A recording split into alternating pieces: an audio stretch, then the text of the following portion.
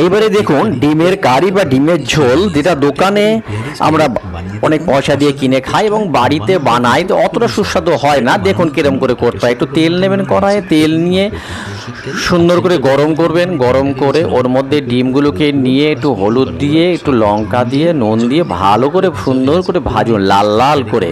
যখন ভাজা হয়ে যাবে ওটা তুলে রাখুন। তুলে রাখার পরে এইবারে আরও একটু ওখানে লঙ্কা এবং পেঁয়াজ কুচি দিয়ে সুন্দর করে ভাজুন। ভেজে পেঁয়াজগুলো লাল লাল হয়ে যাবে, একটু ওটা রসুন দেন, রসুন দিয়ে ওটাকেও সুন্দর করে ভাজুন। ভেজে এবার একটু আদা দেন, একটুখানি ধনে পাতা দেন, মিক্স করে ভালো করে সুন্দর করে কারি তৈরি করুন। ওপরে মিট মশলা দিয়ে, লঙ্কা দিয়ে এবং জিরে গুঁড়ো দিয়ে ভালো করে মিশিয়ে নিন। মিশিয়ে নিয়ে আবার একটু অল্প অল্প তেল দিয়ে দেন এবং ওর উপর একটু দই দিয়ে দেন। দই দিয়ে সুন্দর করে মাখান। মাখায় হান্ডোটা এবং লাল তেলটা যখন ছেড়ে আসবে, এইবারে আরেকটু